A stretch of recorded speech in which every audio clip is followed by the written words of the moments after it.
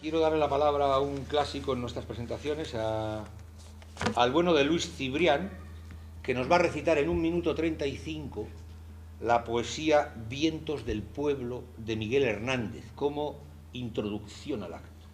Vientos del pueblo me llevan, vientos del pueblo me arrastran, me esparcen el corazón y me aventan la garganta. Los bueyes doblan la frente impotentemente mansa delante de los castigos. Los leones la levantan y al mismo tiempo castigan con su clamorosa zarpa. No soy de un pueblo de bueyes, que soy de un pueblo que embargan yacimientos de leones, desfiladeros de águilas y cordilleras de toros con el orgullo en el asta. Nunca medraron los bueyes en los páramos de España. ¿Quién habló de echar un yugo sobre el cuello de esta raza? ¿Quién ha puesto al huracán jamás ni yugos ni trabas? Ni quién al rayo retuvo prisionero en una jaula. Asturianos de braveza, vascos de piedra blindada, valencianos de alegría y castellanos de alma, labrados como la piedra y airosos como las alas, andaluces de relámpagos, nacidos entre guitarras y forjados en los yunques torrenciales de las lágrimas, extremeños de centeno, gallegos de lluvia y calma, catalanes de firmeza, aragoneses de casta, murcianos de dinamita frutalmente propagada, leoneses, navarros, dueños del hombre, el sudor y el hacha, reyes de la minería, señores de la labranza, hombres que entre las raíces, como raíces gallardas, vais de la vida a la muerte, vais de la nada a la nada, yugos que habéis de dejar rotos sobre sus espaldas. Si me muero, que me muera con la cabeza muy alta. Muerto y 20 veces muerto la boca contra la grama, tendré apretados los dientes y decidida la barba. Cantando espero la muerte, que hay unos señores que cantan encima de los fusiles y en medio de las batallas. Joseba Eguiguren, aquí a mi izquierda, hace un trabajo sobre el campo de concentración de Orduña, por el que pasaron 50.000 prisioneros. Edita un libro, que aquí lo tenéis, Prisioneros en el campo de concentración de Orduña 1937-1939, que es un estudio que combina documentos de archivo con testimonios de exprisioneros republicanos. Él nos contará que ha llegado a estar con 10 personas de más de 90 años que estuvieron en el campo de Orduña, y ese fue un poco el comienzo de su gran trabajo. Hace algunos años acudí a una charla similar a esta y a escuchar a una persona que hoy tengo el gusto de tener enfrente, una persona que es Jimmy Jiménez, que es de Aranzadi. Él vino a dar una charla a Orduña sobre, es historiador, sobre las exhumaciones de las fosas comunes que encuentran en todo el estado, ¿no? En esa charla Jimmy comentó que en Orduña había habido un campo de concentración. Yo soy periodista y cuando lo escuché me quedé perplejo por dos razones, porque por una parte no sabía por qué nadie había investigado ese tema hasta el momento, ¿no? Y por otro lado porque el hecho en sí pues, tiene cierto morbillo periodístico también, ¿no? Esa fue la razón, la única razón que me empujó a estudiar lo que ocurrió en esa época. Y el resultado de todo eso, como decía Iñaki, pues lo traduje en este libro, Prisioneros del campo de concentración de Orduña, entre el 37 y el 39. La investigación se realizó en dos bases, ¿no? Se sustentó en dos bases. Por un lado, documentos como este, encontrados en archivos militares de todo el Estado, también civiles, pero sobre todo en el archivo militar de Ávila, y en testimonios de exprisioneros, como son, por ejemplo, Tario Rubio y Josep Alsina, ambos catalanes, aunque Tario es valenciano de nacimiento. Ellos me han informado de cuáles eran las vivencias que pasaron en el campo, porque los datos y archivos militares no dicen realmente lo que pasó en los patios de este campo, ¿no? Me interesaba conocer cuáles eran las vivencias personales de cada uno de los que estuvieron ahí. Entre todos hemos podido hacer una fotografía más o menos exacta de lo que fue. Por una parte, como digo, testimonios, por otra, documentos. Entre los testimonios, quizá conozcáis, aquí al lado de Arrigorriaga había una persona con la que estuve hablando mucho tiempo, que se llamaba Elías Lozano. Él ya falleció. Y bueno, él me comentó cómo un día, siendo chaval, con 17 años, lo habían cogido junto a su padre y a otra gente más de Arrigorriaga, todos civiles, y los trajeron hasta Orduña. recuerdo que un catalán, otro catalán de Girona, Albert Gurt, que luego llegó a ser un conocido atleta, me comentó: no exageres, que los periodistas se sabe cómo exageráis y tal, ¿no? Bueno, por suerte o por desgracia no me ha hecho falta exagerar absolutamente nada, porque las vivencias de esta gente son lo suficientemente crueles como para ello, ¿no?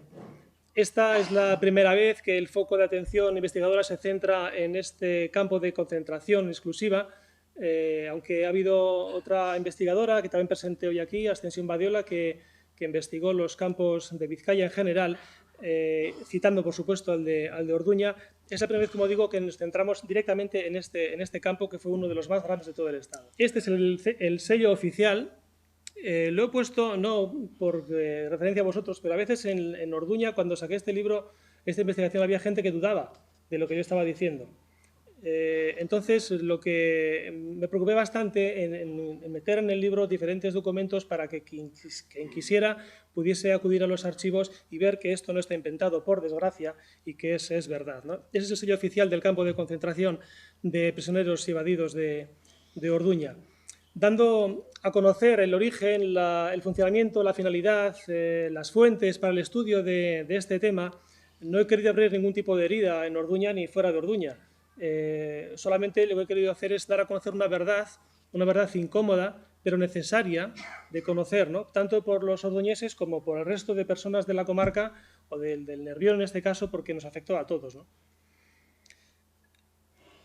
Y la verdad es que, como veis, hubo un campo de concentración de prisioneros en esta zona que acogió a personas de todo el valle, del Nervión, me refiero, de Regorrega por lo menos hasta Orduña.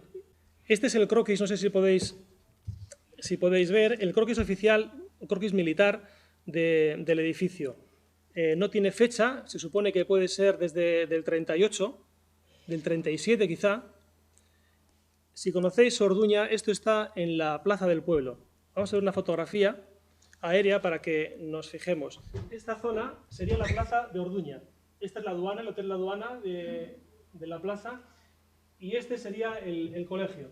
Tenemos una planta cuadrangular donde hay 3 pisos, se utilizaban todos para mantener a la gente dentro del edificio, de noche sobre todo, y luego tiene 2 naves cubiertas en el patio y otras 2 patios amplios abiertos. La mayor parte del tiempo estaban los prisioneros en los patios, tanto descubiertos como cubiertos, y aquí cuando llovía, hacía frío, se guarecían dentro de él. Toda esta zona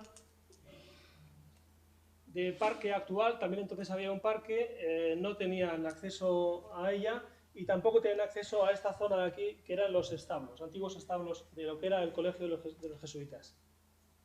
Entonces estamos en un edificio enormemente grande, ocupa casi la 4ª parte del casco histórico de Orduña y está en el mismo centro. Bueno, lo que intentamos es que ni en Orduña ni aquí os sorprendáis más cuando escuchemos decir que hubo campos de concentración aquí. Franco también los tuvo y estuvieron muy cerca. Uno de ellos muy grande estuvo en Deusto, otro muy grande estuvo en Orduña. Este campo estuvo abierto durante 2 años y 3 meses, entre julio del 37 y septiembre del 39, ambos incluidos. Bueno, ¿por qué un campo de concentración? Esta es una fotografía de gudaris que están luchando en el Monte San Pedro, encima de Orduña. Estuvieron 11 meses manteniendo la línea frente a los nacionales y además, por cierto, no la tomaron ninguno de los 2 bandos. Cuando Bilbao cayó, se retiran todos los gudaris y se acabó. Pero estuvieron 11 meses resistiendo. Bueno, pues ¿por qué un campo? Pues porque muchos de ellos, cuando se repliegan hacia Santander, son capturados por Franco y había que hacer algo con ellos. ¿Qué podía hacer? Pues podía pasarlos por las armas, como se hizo al inicio de la contienda. Podían dejarlos en libertad, pero eso era peligroso porque podían volver a matar, podían volver a las trincheras. Podían encerrarlos y castigarlos, pero no había suficientes cárceles. Y entonces Franco optó por buscar edificios grandes con muros, instalaciones sanitarias básicas como agua o retretes, y encontró que había un montón de seminarios, universidades, plazas de toros en el caso de Vitoria, colegios religiosos sobre todo, porque son buenos en ese aspecto, y optó por esa opción. Pensó que era más rentable utilizarlos para la Nueva España que pegarles un tiro. Y entonces los cogió la afiliación en el campo de batalla y los distribuyó. ¿Cuál fue la función del campo de Orduña? Pues como la mayor parte de los campos, la función era una reclusión preventiva. Los tenía metidos entre rejas, entre muros, primero para saber quiénes eran, para que no se escaparan, lógicamente, y para saber quiénes eran. Los clasificaba uno a uno. Pedían informes al alcalde del pueblo de cada cual, al cura, a la Guardia Civil, a algún falangista requete del pueblo, que enviara informes, y con eso pues cada uno tenía su destino. Y una vez que ya eran clasificados, la tercera parte de las funciones que tenía este campo era la reeducación. Quiero decir, ellos eran gudaris, eran nacionalistas, eran comunistas, eran independentistas, eran lo que fuera, con ideas que no tenían cabida en la Nueva España de Franco. Entonces, todo eso tenía que ser depurado. Entonces, era gente, sobre todo, que habían estado luchando en los frentes de Vizcaya y también en la zona de Aragón y Cataluña. Esta no es una fotografía de Euskadi, pero bueno, nos sirve para saber la cantidad de gente que fue capturada, que fueron desarmados y que fueron trasladados a campos de concentración como el de Orduña, ¿no? Este podría ser el Paseo de la Antigua de Orduña, pero no lo es. Pero bueno, pues seguimos viendo imágenes que nos pueden evocar la situación por la que pasaron esos prisioneros. Afortunadamente, Orduña no fue Auschwitz. En Orduña no había una cámara de gas para eliminar a los enemigos. No era un campo de exterminio como los de la Alemania nazi. El objetivo, como digo, era tenerlos bajo llave, clasificarlos y reeducarlos, y programar sus mentes para la Nueva España, ¿no? Y de paso también pues, hacer que trabajaran como esclavos para el régimen franquista. Como os decía antes, Orduña, el campo está en el medio. Orduña es pequeño, esta es una fotografía del 90, Orduña entonces era bastante más pequeño que ahora, pero vemos que está justo en el centro de la imagen. Esta sería una imagen de lo que vieron, sufrieron los prisioneros en aquella época. Es una imagen de más o menos 1930, de cuando estaba el Colegio de los Jesuitas en pleno apogeo. Era un colegio, como supongo que sabréis, el más importante de Vizcaya. Toda la burguesía, no solamente vizcaína, sino de Euskadi, iba a estudiar ahí. Por ahí pasaron el fundador del PNV, su hermano, Sabino Arana, su hermano, el propio Lehendakari Aguirre, Manuel de Irujo, incluso Rafael Sánchez Mazas, el de la Falange, ¿no? Y ministro de Franco. Bueno, era un colegio muy bueno y por eso pasaban por ahí. Entonces, esta imagen es de los niños de aquella época y vemos que el patio está prácticamente igual que lo que está actualmente. Esta es otra imagen del patio de la derecha, el patio grande. Se utilizaba antes para jugar a fútbol, también ahora, pero vemos al final, aquí detrás, hay unas zonas oscuras. Esto realmente se utilizó como los retretes, las letrinas de todo el campo, ¿no? Y esta imagen oscura que veis aquí, realmente es un jesuita que está asomado a lo que era una balconada. Bueno, pues cuando llegó Franco y metió a los presos aquí, lo utilizaban también para dar las órdenes, para dar las misas, para las arengas patrióticas, para mantenerlos en fila, los recuentos y demás. La dirección de todo este patio se hacía desde aquí. Utilizaban tanto esta zona que vemos aquí, que es una especie de casa, en fin, era parte del colegio, lo utilizaban como garita para poder vigilar perfectamente a todos los prisioneros. Había más garitas alrededor de todo lo que es el campo para que tuviesen un control perfecto del interior y del exterior del edificio, por si acaso había alguna escaramuza fuera. Vemos en detalle esa parte derecha que os decía. Abajo estarían los retretes y arriba era la zona de vigilancia. Bueno, ¿por qué Orduña? Pues porque estos gudaris estaban en Orduña en aquella época, pues como os decía, algunos fallecen, otros son capturados y claro, el colegio estaba justo enfrente, en la puerta del colegio, era un colegio bastante bueno en ese aspecto que hemos dicho, ¿no? Con muros muy altos, con instalaciones básicas fundamentales en pleno rendimiento, porque era un colegio que había estado hasta el 32, que fueron expulsados los jesuitas en pleno funcionamiento, y entonces los meten ahí porque tienen unas condiciones muy buenas. Y además porque Orduña tiene la estación de tren allí mismo, en la propia ciudad, a 600 metros de lo que es la entrada de lo que fue el campo. Es otro punto de vista de lo que fue el campo. Es un espacio bastante grande. Y sin embargo apenas tenían espacio ellos para estar de pie en la parte exterior y tumbados en el interior. Apenas tenían dentro 2 metros para poder dormir y bueno, pues de pie en la parte de fuera. Fijaros, por ejemplo, me comentaba el otro día el hijo de un señor que estuvo aquí, de Barcelona, vino expresamente a conocer Orduña y a conocerme a mí, y visitamos el colegio, y me comentó que su padre, de la forma en la que dormían ahí, estaban tan apretados, le salió una lesión en la espalda que mantuvo toda su vida. Bueno, ¿qué capacidad tenía el campo? Pues la capacidad máxima que se le asignó era de 5.000 personas. La capacidad máxima, la prudencial, ellos mismos veían que era mucho y que no tendría que ser más de 4.000. Pero eso no quiere decir que no hubiese más de 5.000 personas. Tampoco quiere decir que hubiese 5.000 siempre. Yo no he encontrado ningún documento que me diga que ha habido 5.000 personas. La máxima creo que ha sido 4.000 y pico. Pero en los campos de Deusto y de Murguía hubo momentos en los que superaban la capacidad máxima permitida, o sea que es de suponer que también en Orduña lo habría. Al menos teniendo en cuenta los testimonios de los testigos, es evidente que estaban como sardinas en lata, lo dicen ellos. Desafortunadamente, claro, no hay documentación suficiente para saber cuántas personas hubo en cada momento. Bueno, como decíamos, venían de Vizcaya, Aragón y Cataluña.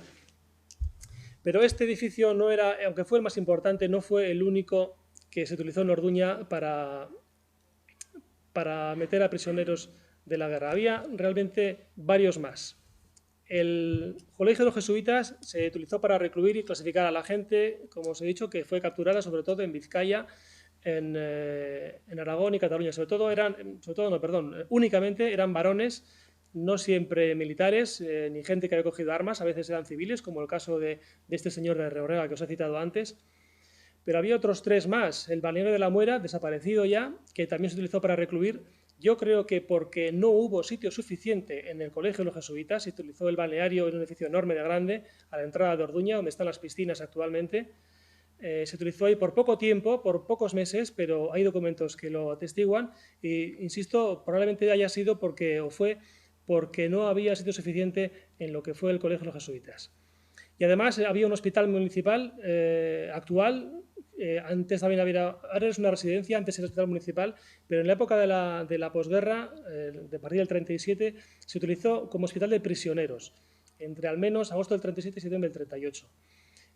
Y además estaba el edificio de la aduana, ese que hemos visto en el centro de la plaza, que ahora es un hotel balneario. Bueno, pues eso fue un hospital de prisioneros entre marzo del 39 y al menos octubre del 39. Aquí tenemos las imágenes de los 4 edificios. Quizá los conozcáis, al menos el de la plaza, el de la izquierda, Colegio de Jesuitas. La parte derecha, los 3 primeros arcos de la derecha son del templo que está al lado. La entrada al campo sería el 4º arco a la izquierda. El del balneario de la Muera, que está a la entrada de Orduña, que está desaparecido, donde están las piscinas, ese sería el otro centro de reclusión. El hospital municipal, utilizado como hospital de prisioneros, y también la aduana. Este es un documento para los incrédulos, sobre todo en Orduña, que dudaban de esto. Bueno, ahí está, muy claro, Hospital Militar de Prisioneros de Guerra de Orduña. Esto es de la aduana. ¿Cuántos prisioneros hubo en total en Orduña? Pues yo calculo que pasaron unas 50.000 personas. Mayormente, como decía, prisioneros de guerra en edad militar, aunque en menor medida también hubo civiles que nunca habían cogido un arma, como es el caso de este señor de Arregorrega que os he comentado. También hubo adolescentes, menores de edad, adolescentes de 14 años y personas mayores. Este señor de Arregorrega me comentaba que con él, junto con su padre y otro grupo de gente, iba un señor muy viejito, decía él, con barba blanca. Bueno, no sabemos la edad esa aproximada, pero bueno, pues pueden ser 60, 70 años perfectamente, de la época. Y todos fueron a Orduña, quizá por su pasado político, o por sindical, o por vete a saber si alguna rencilla personal, pasaron todos por Orduña para saber quiénes eran, ¿no? El ejemplo de esta edad madura es que la edad de uno de los fallecidos en el campo es de 61 años. Esa persona no estuvo en el frente y, sin embargo, pasó por el campo de concentración. Bueno, como os he dicho, eran sobre todo gudaris que habían luchado en el frente de Vizcaya, como por ejemplo, bueno, había otros civiles capturados, como el caso del pintor José Arrue, que vivió en Areta, pero, este tampoco cogió las armas, pero pasó por Orduña, y pintó, por cierto, a un director, a un responsable de la institución, y el cuadro se conserva en la Torre de Villanañe. Si algún día tienes oportunidad de ir por allí, hay un cuadro pintado de un miembro de la familia, de los Barona, está allí colgado. Y ahí está escrito, está firmado por José Arrue. Bueno, hay muchos, como decía, que son de esta zona, de Laudio, Ayala, Amurrio, Arrigorriaga, también probablemente de Ugao, incluso de Orduña, tanto gudaris como civiles. Y a partir del 38, según evolucionó la guerra, también llegaron milicianos que luchaban sobre todo en los frentes de Aragón, de Levante y de Cataluña. Entre ellos, por ejemplo, llegó el padre del cantante Joan Manuel Serrat. Esta es una tarjeta de las que utilizaban para clasificar a cada uno de los que entraban en el campo. Por desgracia, han aparecido muy pocas tarjetas de este tipo. Esta es una certificación de una persona, de José Batalla, que fue teniente de la República, que cuando salió del campo pues le dieron este certificado. Bueno, ¿cuánto tiempo estaba cada uno?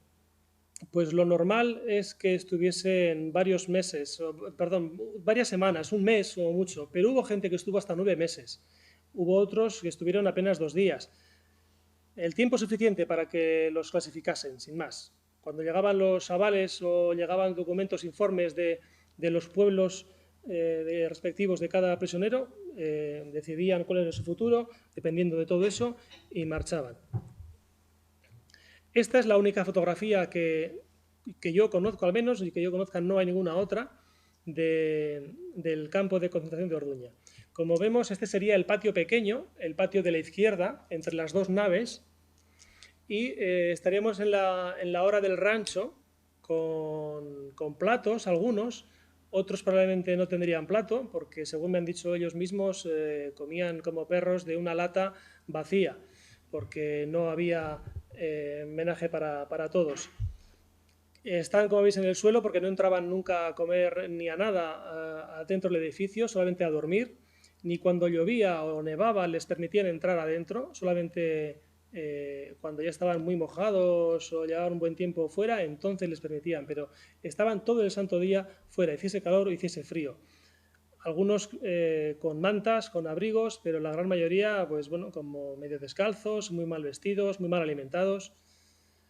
Bueno, esta es la única foto, como os decía, está tomada de una garita que ya no existe, y la foto, no sé si la tomó, pero desde luego la tenía un alférez capellán del campo y se la entregó a un prisionero catalán, y la nieta de este prisionero catalán ha sido la que me lo ha cedido para divulgar. Como digo, es la única fotografía que existe hasta el momento, por lo menos. Esta sería la imagen actual de esa misma zona. Está, como veis, más baja, no existe la garita hoy en día, pero vemos los dos patios, derecha e izquierda, y en la zona central es donde están los prisioneros.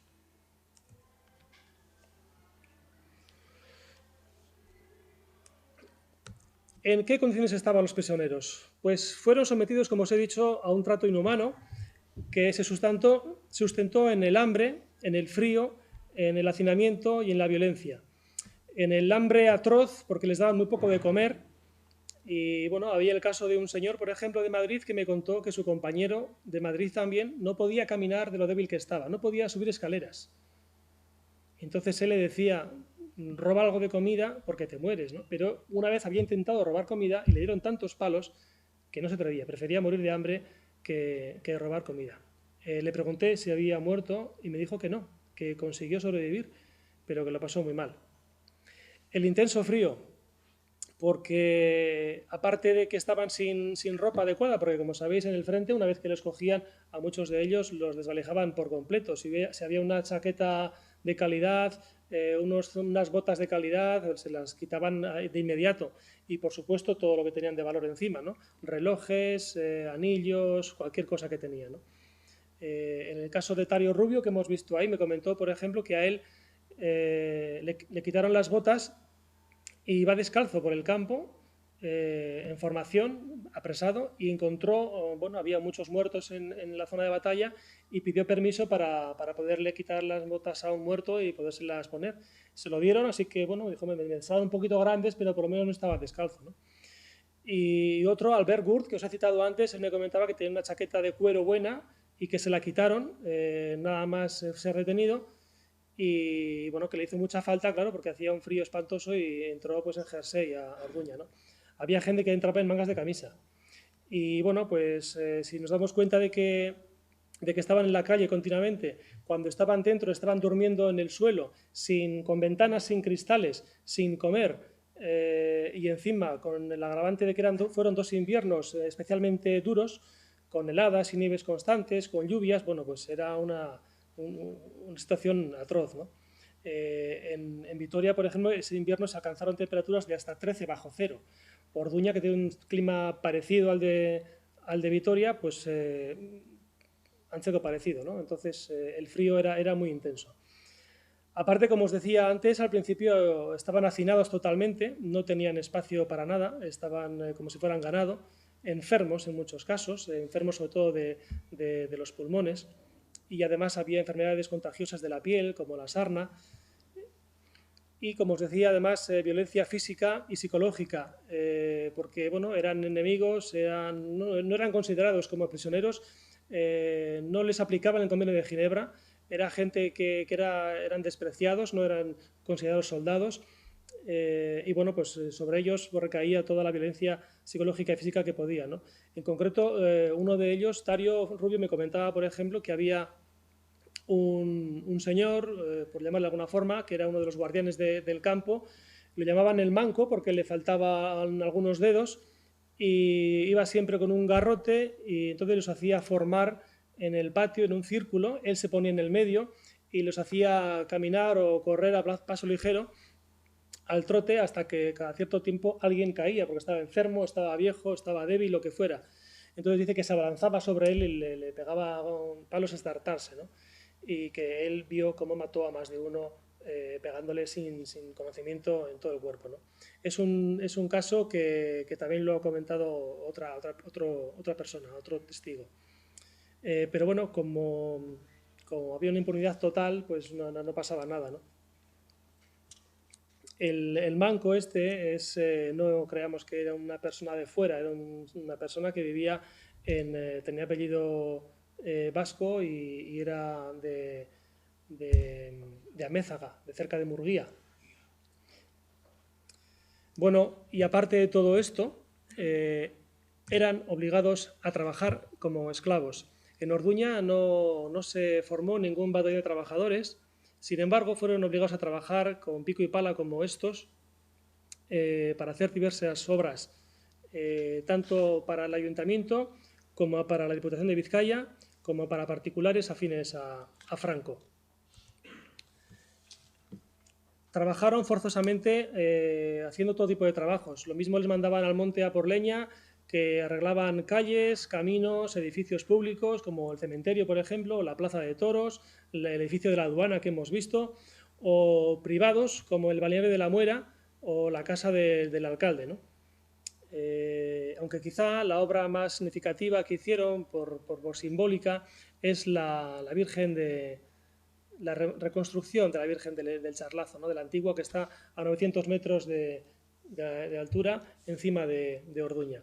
Bueno, esta durante la guerra sufrió varios desperfectos y entonces utilizaron mano de obra esclava del campo, lo subían al monte y trabajaban ahí. Esta es la portada de la carpeta en la que Diputación de Vizcaya solicita prisioneros para reanudar las obras de reparación al monumento de la Virgen de la Antigua, porque se hizo en dos momentos. Bueno, también se reconstruyó el puente de la Muera, que es el puente de entrada a Orduña, viniendo desde Amurrio, y ahí se sacaron la fotografía todas las autoridades civiles, militares, eclesiásticas del momento, pero en la noticia, esta es una fotografía que saqué de un periódico de la época, en la noticia no aparece nada, por supuesto, de quién reconstruyó ese puente. Bueno, también, como vemos en este documento, fueron personas afines al régimen las que pidieron al ayuntamiento, porque cuidado, es el ayuntamiento el que gestiona toda la mano de obra esclava del campo, ¿no? Se dirigen al ayuntamiento y el ayuntamiento certifica que efectivamente, en este caso, Ángel Arronte es persona completamente adicta al movimiento nacional y necesita 3 albañiles, un carpintero, entre los prisioneros. El subrayado no es mío, es original. Y entonces, bueno, pues el ayuntamiento da visto bueno y ellos van al Tajo, se encargan de la comida y de la llevada y la traída, ¿no? Este es un particular que era el dueño del balneario que estaba en la entrada de Orduña, las piscinas. Bueno, entonces vemos por un lado que Orduña obtuvo un beneficio material con la mano de obra esclava de toda esta gente, pero es que además, como era un edificio que tenía la gestión municipal, ganó dinero directamente con ellos. Vemos aquí un convenio firmado por ambas partes por el que por cada 1000 individuos les iban a dar 700 pesetas, por 2000, 1400, por 3000, 2100, por 4000, 2800 y 5000 individuos, 3500 pesetas al mes. De forma que Orduña se lucró directamente por dos partes, por la mano de obra esclava y por haber ganado dinero directamente de la presencia del campo. ¿Cómo era el día a día? Pues os podéis imaginar. Estaban en el campo, en una esquina, matándose los piojos, sin hacer nada realmente, salvo la gente que iba a trabajar, sin salir, en un rincón, como os digo, deambulando, engañando al hambre como podían y evitando las palizas del manco, intentando combatir el frío y formando varias veces al día para cantar el cara al sol y para aguantar los discursos políticos sobre el caudillo, la unidad de la patria y también, como decía antes, las misas. Quiero comentaros que en este caso la Iglesia tuvo una presencia muy importante de la jerarquía, aunque como decía antes Iñaki, también hubo curas más cercanos a la gente, viendo la necesidad que tenían, que se volcaron en ayudarles, pero la jerarquía siempre estuvo con Franco, ¿no? Y en este caso os quiero contar una anécdota de una persona que también estuvo en el campo de concentración, que se llamaba Penas Aguilera, don Miguel Penas Aguilera, porque siendo prisionero conoció al médico del pueblo, porque él era estudiante de medicina, entonces bueno, entabló amistad con el médico del pueblo, que era el médico que entraba al campo habitualmente, y bueno, este consiguió salir del campo, como intimó con la hija del médico, al final se casó con la hija del médico y llegó a ser no solamente médico del pueblo, sino director de las escuelas de FP de Orduña y también alcalde de Orduña, franquista, durante 17 años. Y es un señor que estuvo luchando con los republicanos y que estuvo en el campo de concentración. Al menos 2 personas que estuvieron en el campo de concentración, prisioneras, se casaron, dos señores se casaron con 2 chicas de Orduña. Sin embargo, otros tuvieron menos suerte. El número de fallecidos registrados oficialmente es de 24, los que aparecen en los registros civiles o eclesiásticos, pero en mi opinión hubo bastantes muertes más que no han sido reflejadas en ningún otro registro. entre otras razones porque los testigos afirman que fue así, lo vieron, ellos mismos lo ven. Hay gente que se suicida, hay gente que la matan a palos, toda esa gente, bueno, a mí yo no los he encontrado en tanta cantidad como dicen los prisioneros, ¿no? Además, teniendo en cuenta que pasaron supuestamente 50.000 personas por ahí, pues bueno, nos puede hacer sospechar de que fueron pocos muertos, ¿no?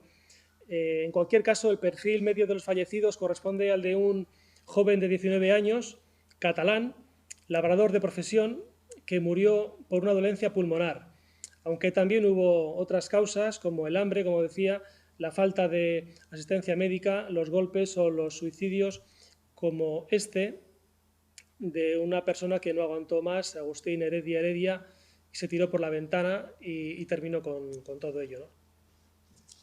Porque tuvo la desgracia de fallecer, Amadeo. Es uno de los nombres que sí aparece oficialmente en el registro del ayuntamiento y también en el de la iglesia. Bueno, es un prisionero de guerra que estuvo, como digo, en el campo de Orduña y que falleció. Y fijaros cuál es la carta que le mandan desde la dirección del campo de concentración de prisioneros a la familia. No a la mujer, que tenía mujer, sino a los padres. Se la mandan en perfecto catalán. Es una cosa muy extraña. Yo cuando lo vi, se lo dije a ella, dije, me parece muy raro porque, bueno, sabemos todos que el catalán en aquella época no era muy bienvenido. Había sido justo muy poco después de que cayese Cataluña y, sin embargo, aparte de estar escrita en catalán, en perfecto catalán, como digo, porque hace poco se la dejé a un catalán para que la observase y me decía, es que está perfectamente escrita, ¿no? Pero es que además está escrita casi con cariño, en el sentido de que hay mucha cercanía entre el quien escribe la carta, que es el capellán que hizo mandar, que entregó la fotografía, la única fotografía que conocemos del campo, es la misma persona quien suscribe esta carta. Con cierta cercanía, digo, porque no es normal que una persona que tendría el cargo de alférez, capellán como esta, pero que era del ejército de Franco, se dirigiese así a la familia de un prisionero rojo, con el odio y el asco que les tenían, ¿no? Entonces no me parece normal, pero bueno, como es un documento, yo creo que es original, pues me ha parecido oportuno traeroslo porque sin duda es singular. Bueno, algunos lograron huir también, porque al menos 2 casos, 3, sí he podido saber que se marcharon de Orduña. Uno de ellos subió en un camión que le transportaba a otro lugar, saltó del camión y se metió por el río Nervión hacia el puerto, que es donde tenía él su casa, donde vivía, él era de Tertanga, de Amurrio, y se escondió y no lo encontraron. Luego consiguió llegar a Francia. Y otro caso de otra persona de Orduña también me comentó que consiguió escapar junto con otros 10, 15 compañeros, campo a través, y que desde las garitas comenzaron a dispararles, que algunos cayeron en la hierba, no sabe si muertos o heridos, pero él siguió corriendo hacia el monte y consiguió escapar. Y consiguió pasar después hacia Santander y bueno, pues no le pillaron. Me refiero que bueno, era complicado huir, pero hubo casos de fugas también. Bueno, en septiembre del 39, ya terminada la guerra, ya no tenía sentido tener un campo de concentración de prisioneros de guerra porque no había guerra. Luego no había prisioneros de guerra. Sin embargo, había gente que no era afín al régimen y tenía que ser castigada y tenía que penar por ello. De forma que el campo de concentración se cierra y se abre lo que se llamó la prisión central de Orduña. En este boletín oficial del Estado de esa época vemos cuál es la orden por la que pasa a denominarse prisión de Orduña, prisión central de Orduña. Este es el sello oficial de la prisión.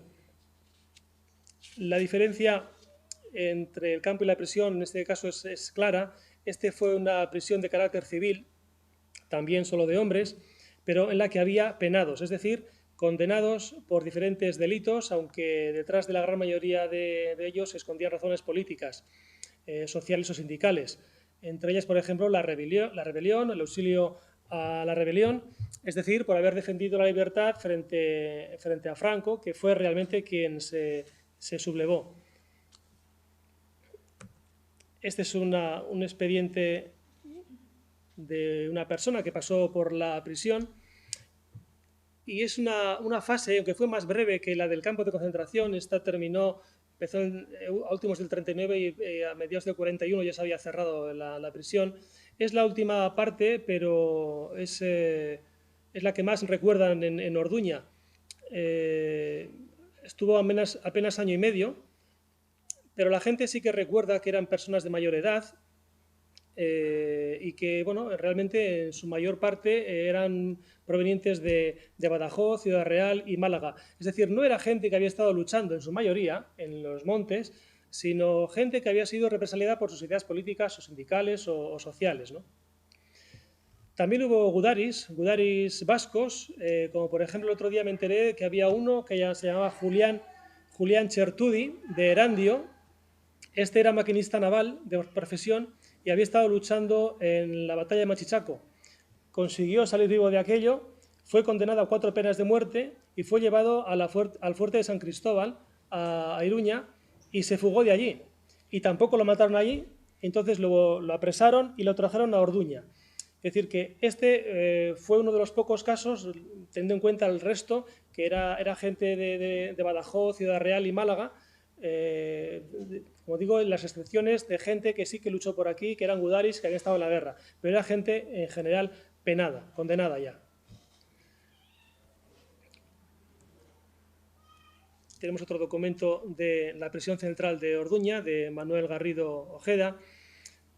En este periodo de año y medio en el que estuvo abierto la prisión, fallecieron oficialmente 201 personas.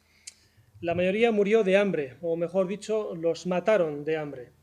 El perfil de fallecidos en la prisión se corresponde con el de un hombre de 49 años, campesino de profesión, igual que con el campo, pero vemos que es de mayor edad, y natural de Badajoz, sobre todo en la zona de Don Benito, de la zona de La Serena. Si conocéis Badajoz, es una comarca, la comarca de La Serena es la que más sufrió en Orduña. Y bueno, en el caso, además de la pena de cárcel, como podemos ver, los traían desde allá abajo y les castigaban doblemente, porque en aquella época alejarlos de casa suponía no tener ayuda de ningún tipo. La familia a veces o la mayor parte de las veces era fundamental para poder sobrevivir. Quien no tenía familia cerca, pues lo pasaba mal. En este caso se castigaba 2 veces, por la prisión y por la lejanía. Bueno, el primero que murió en Orduña tenía 78 años. 78 años de la época. Si ahora ya son muchos, imaginaos antes cómo era fuera de casa y con aquellas condiciones de hambre, de miseria absoluta y demás, ¿no? Yo me pregunto qué pudo haber hecho aquel señor de 78 años, un agricultor de Badajoz, para venir hasta Orduña preso, y la verdad es que no encuentro razón, ¿no? Este señor yo creo que no le dio tiempo a llegar a Orduña. En el registro oficial dice que murió al bajar en el tren. Yo creo que no aguantó el viaje y que directamente murió en los trenes borregueros en los que los transportaban. Eran trenes de ganado, cerrados, sin ningún tipo de comodidad, ni comida, ni higiene de ningún tipo. Yo creo que este señor se quedó en el camino simplemente y no aguantó más, ¿no? Pero bueno, para que veamos de qué estamos hablando, tenía 78 años, ¿no? Bueno, como decía, la gran parte de la gente no había luchado en la guerra, fueron apresados por razones ideológicas, y este es el caso de Crisanto Peláez Román, cuya hija me ha pasado este documento. Como vemos aquí, él fue condenado a 6 meses de arresto mayor por un delito de hurto. El caso de este chaval era que su padre era republicano y trabajaba blindando trenes para los republicanos. Y él trabajaba en un taller de una persona afín a Franco. Entonces, bueno, pues lo denunció. Él dice que nunca, jamás robó nada, que había sido toda una mentira, pero fue suficiente para que le condenasen y le trajesen a Orduña por 6 meses hasta Orduña, pues a pagar su pena, ¿no?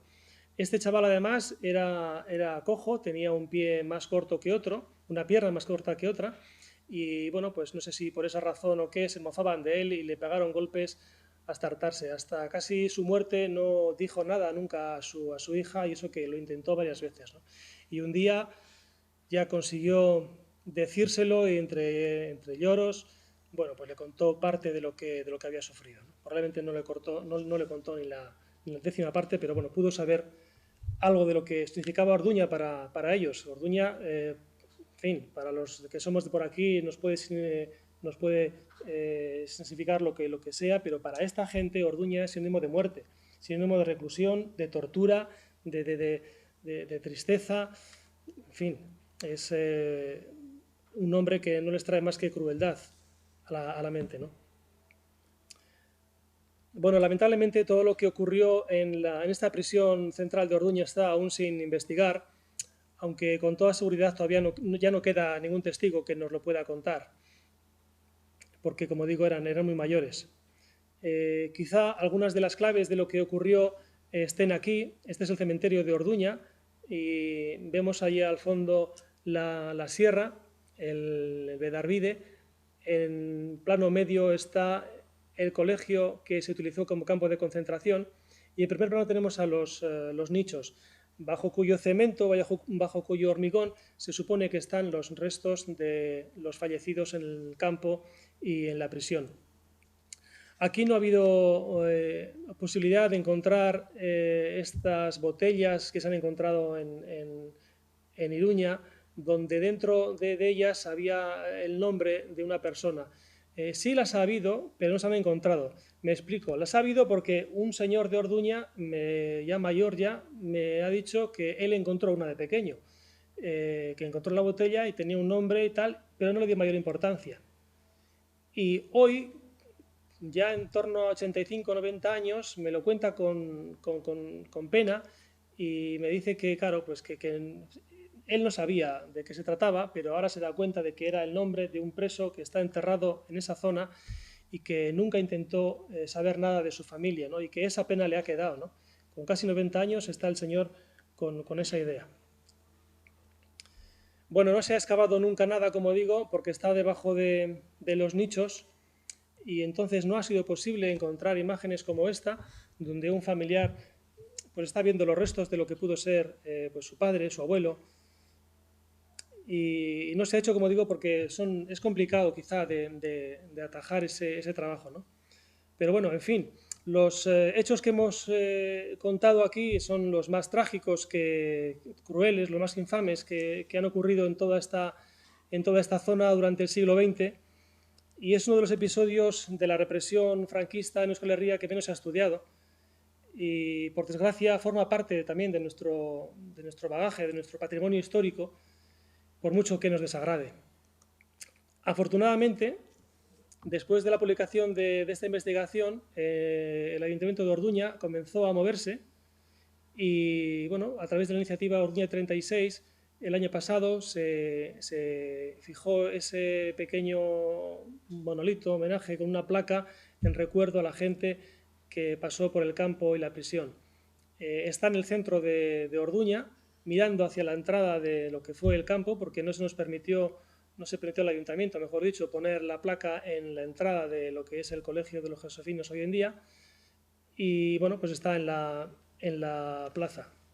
Se hizo un homenaje al que acudieron diferentes familiares y 2 exprisioneros. Aquí vemos al actual alcalde de Orduña, que fue el que lideró el acto, presentando una ofrenda floral en el lugar que se habilitó para ello. Y tenemos aquí a 2 de los exprisioneros que vinieron a Orduña. A la derecha, Ongudari, Juan Larrínaga, en medio Tario Rubio, y a la izquierda los hijos de Josep Alsina, que vinieron ellos, él no, que está muy malico ya, está enfermo, pero vinieron ellos. Vinieron bastantes personas, algunas de Francia, otras de Málaga, muchas más de Tarragona, Barcelona, Girona. Bueno, fue el primer detalle que Orduña, que Euskadi tuvo con toda esta gente que pasó por Orduña. Quedaron, la verdad es que muy satisfechos y bueno, pues es suficiente halago para seguir trabajando. En fin, a veces me preguntan cómo es posible que toda esta desgracia no haya sido difundida investigada con antelación, por qué han pasado tantos años, 75 años, sin investigar, sin contar nada, ¿no?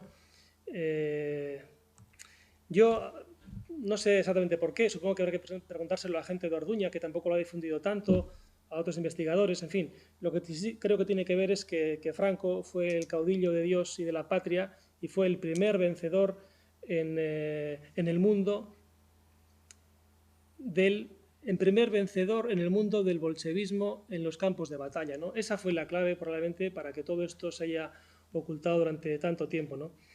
Pero bueno, lo que sí que os puedo asegurar es que todo lo que os he contado hoy aquí no es ninguna película, por desgracia, no es ninguna novela, es parte de nuestra historia y la historia de nuestros padres o nuestros abuelos, ¿no?